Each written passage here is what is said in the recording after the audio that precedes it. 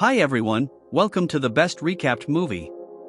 In this episode, we look at the crime and action movie and, of course, the thriller The Equalizer 3, when Robert McCall finds himself in a house in southern Italy after completing a mission but finds out that his friends are annoyed by local crime bosses.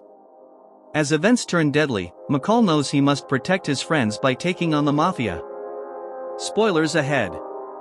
At first, the head of a Mafia gang named Lorenzo Vitali moves towards his brewery with his grandson, and upon approaching it, he realizes that many of his people have been killed.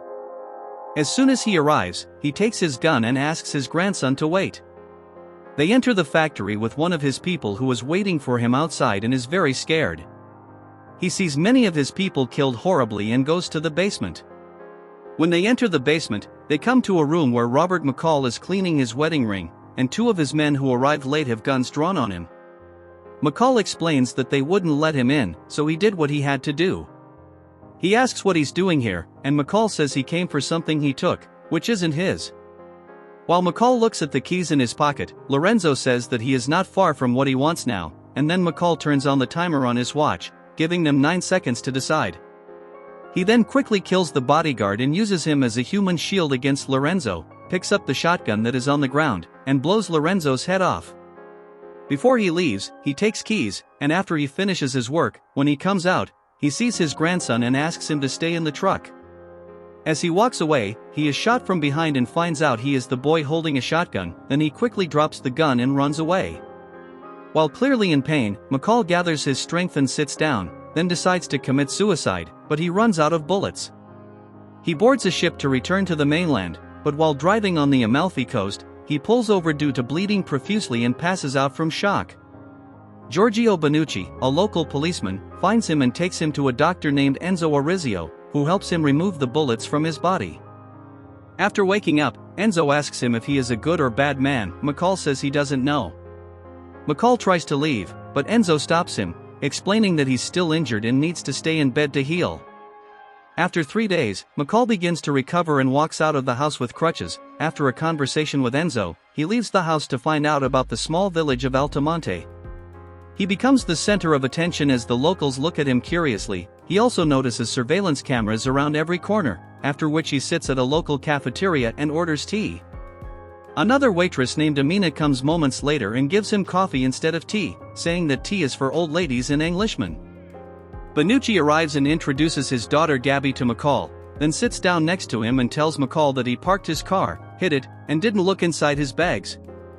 Later, he calls CIA agent Emma Collins, who tips her off and gives her all the details about the vineyard and the shady deals there. Still, he hangs up before Emma can follow up on the call. The next day, as he packs his personal belongings, he decides to leave his murderous life behind and puts it away after looking at his watch. After walking up the stairs to Enzo's house, he realizes his trauma is much bigger than he first thought as he stops in the middle of the stairs to rest. At night, while lying on the bed, McCall visualizes images of the murders inside the winery and remembers the words of his old friend Susan, who said, "You are like that. You've always been." The next day, McCall orders a salad at a restaurant and realizes that a local gangster is extorting money from the restaurant owner and giving it to his boss. As time passes, McCall grows closer to the locals, as if he has just made new friends. One day, as he walks through a local alley, he sees thugs again extorting, as owner Angelo tells thug leader Marco Quaranta that he hasn't made enough profit this week to pay them. He punishes him severely, and McCall stops when he hears voices. Before leaving, Marco warns Angelo that he has until next week to pay him. Marco and his gang travel to Naples to meet his brother Vincent, who is in the middle of a business deal to own a building. The owner refuses to sell it, and as he leaves the building and meets with Marco, the negotiations soon turn bloody as thugs start killing his family members. Marco gives his brother the money he collected from the locals of Altamonte and asks him when he can be a part of something bigger. Vincent tells him to start putting more pressure on the locals, and if he does well, he will eventually include him in his big plans. At night, when McCall and Enzo have dinner together and enjoy talking, he asks Enzo to let him go shopping for the next day. The next day, McCall goes to Angelo's fish store to buy fish, but he ultimately refuses to accept money from Enzo's friend. Meanwhile, Emma arrives at the vineyard with her colleague Frank Conroy, and they find a stash of drugs hidden in wine bottles, as well as a secret room filled with $11 million in cash. Enzo checks on McCall's wounds and says he's almost completely healed. He tells him that when he took him home to treat his wounds, he asked him if he was a good man or a bad man, but when McCall said he wasn't sure, that was something only a good man could say. That night, McCall packs his bags and prepares to leave, but when he arrives downtown, chaos ensues, and he discovers that mobsters have set Angelo's fishmonger on fire. McCall and the locals witness the hell and the sad screams of Angelo and his family, who lost everything. When he looks behind him, he is sure they are to blame for this bad event.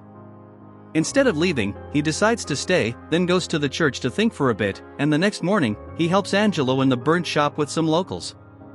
Seeing the intelligence security door lines, Benucci tackles the problem and contacts the Italian Central Police for further investigation. When it's dinner time, McCall orders his usual food at a local restaurant. Amina gets curious and asks him about his favorite food. She tells him that she will show him real Altamonte food and invites him to come with her, and McCall is surprised but happily accepts. After they go to the beach, she treats McCall with a treat. She shows him the local food. Over time, Angelo fixes up his shop. McCall feels at home and is treated with warmth and love by the locals. He happily experiences the joy of this intimacy. The next morning, Emma finds McCall in the cafeteria. She sneakily takes a picture of him, but McCall immediately notices her, and he breaks her up. Emma, surprised, joins him and begins questioning who McCall is and how he was involved in the reported crime, but he avoids answering, saying that he's just someone enjoying his tea. She then says that the police found several bodies in the vineyard and asks if he had anything to do with it. Again, McCall avoids answering. Emma asks if McCall isn't curious as to how she found him. Still, he explains in detail that she most likely reached him through the cameras, saw the license plate, and finally, through GPS, found him. As Emma leaves the table, she reveals McCall's name as she walks away, and he confirms it by saying 2C2L. Very good. 2 C's, 2 L's. Meanwhile, Benucci goes to pick up his daughter from school and gets a phone call from a man who tells him he has his daughter. He rushes home only to find his family held hostage by Marco and his thug friends. They beat him severely and threatened his family for following him in the fire incident. Marco warns that he will show them no mercy if he decides to do something like that again, and when McCall notices his beating, he asks Enzo what happened. Enzo tells him that things like this are like cancer that cannot be cured and that they are all related to the Camorra Mafia group, which has influence everywhere. After climbing the stairs, McCall meets Emma at the church. After a short conversation, he shares his thoughts about drug trafficking in Sicily with her. She also says, "I will come back when I find the answer." At night, Marco and his men enter the restaurant where Benucci and his family are having dinner and threaten him to go to Somalia and take their boats. Marco notices that McCall is staring at him in a menacing manner, which makes him decide to confront McCall. After joining him, he asks him not to interfere in other people's business, but McCall tells him that he believes it's all about timing and that Marco has bad timing.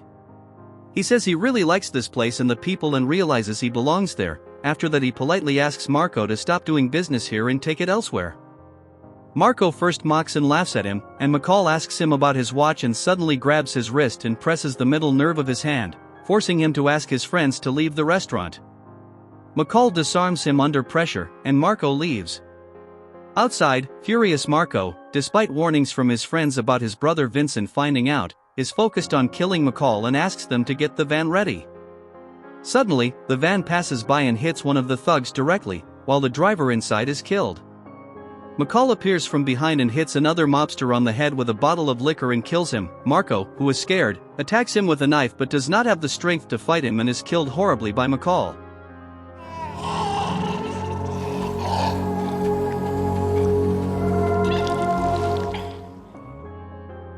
The next morning, Benucci and the police find the bodies with large quantities of drugs in the back of the van. While Emma was resting, she received a call from her colleague Frank about a bomb that had exploded at the Rome train station. He informs her that the police found bomb fragments in a nearby apartment and realized that there was a connection between that explosion and the drug money found in the vineyard that would finance the bombers. As a CIA agent, Emma meets Police Chief Barella. She decides to interview the petty criminals involved in the bombing to find the main financier. She shows him a list of some criminals, but Barella forbids her from meeting with one of them. However, Emma finds him and manages to get information, and with her help, the police arrest many of these gangsters. Barella visits Vincent as he mourns his brother and warns him about Emma because Vincent was the one who financed the bombs in Syria and, in return, received a drug called phenethylamine to spread it among the people of the city. He calmly tells him he will take care of the CIA agent himself. Still, Barella gets angry at this indifference and calls him a savage before leaving. Vincent gets angry and sticking a knife in his hand, and after one of his men cuts his hand, he asks him to find his brother's killer or else he will cut off his head next time. After Benucci shows McCall the drugs he found in the back of the van, he calls Emma to tell her that it's not the Syrians he should be looking for. Still, this is Camorra, an Italian criminal organization from the type of Mafia, is led by Vincent. After this call, a car bomb suddenly explodes in front of Emma, and she is rushed to the ICU due to her injuries, where she tells Frank that they should be looking for Camorra, not Syrian terrorists. Vincent returns to Altamonte at night to avenge his brother. He takes hostages Benucci and his family in the center of town, threatening them until his brother's killer reveals himself. After many people gather around him, he runs out of patience. He shoots Benucci in the ear and McCall reveals himself before killing him. He tells Vincent that he warned his brother, but he didn't listen, so he had to kill him. Then he comes out and surrenders himself. He asks him not to do it here.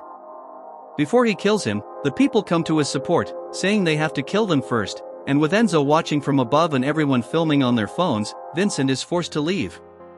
He tells McCall, "I will see you soon, and I will kill all of you," and McCall says with tears in his eyes, "I will wait for you right here." That night, at dinner, Vincent consults with his men about killing McCall and assures them that they will kill the American soon. The next night, around 10 p.m., while people are attending a religious ceremony, McCall sneaks into Vincent's house and breaks into the house after killing the guard outside. He quickly kills the men inside the house one after another with a knife and a pistol. Vincent wakes up with blood pouring on his face in bed, and suddenly, a body falls from the glass ceiling of his room. He frantically calls out to his men, but no one answers, and he gradually realizes that his men have been brutally murdered and one of them has been beheaded. There, he realizes that someone is watching him and starts shooting aimlessly out of fear. Suddenly, McCall hits him from behind and knocks him unconscious. When he regains consciousness, McCall has tied him with a wire so that his throat is under pressure, and it seems that he has filled him with drugs that he sells on the street. He tells him that he has 6 minutes for the drugs to stop him heartbeat. After releasing his restraints, he releases him to witness his pain and suffering. Vincent goes to the yard and calls the security guard, unaware that he is already dead. After he leaves the house, McCall follows him until he crashes into a car and then ends up dead next to a fruit stand.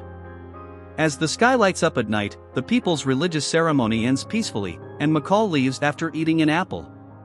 The next morning, McCall visits Emma in the hospital. At the same time, she watches the news about the Camorra drug ring being dismantled. Emma thanks him for the phone call and for saving her.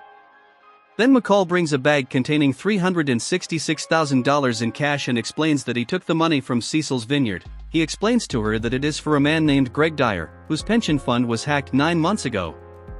The killing of Lorenzo by his hands was for this reason. After he leaves, Emma looks at the bag, and later, in Boston, Massachusetts, she finds Greg and his wife, who are in the middle of selling their house. She hands him the money. He asks who did it, but Emma says she can't reveal it. Then he and his wife hug each other and cry joyfully. When she returns to her office, Frank brings her a package. She opens it to find a small black book from McCall with a note that says, "Your mother is proud of you." Emma is revealed to be the daughter of McCall's longtime friend and colleague Susan Plummer. In Altamonte, the locals celebrate the victory of their football team, and McCall smiles and joins the joy of his friends, enjoying this beautiful life with them. Don't forget to like the video and subscribe to our channel.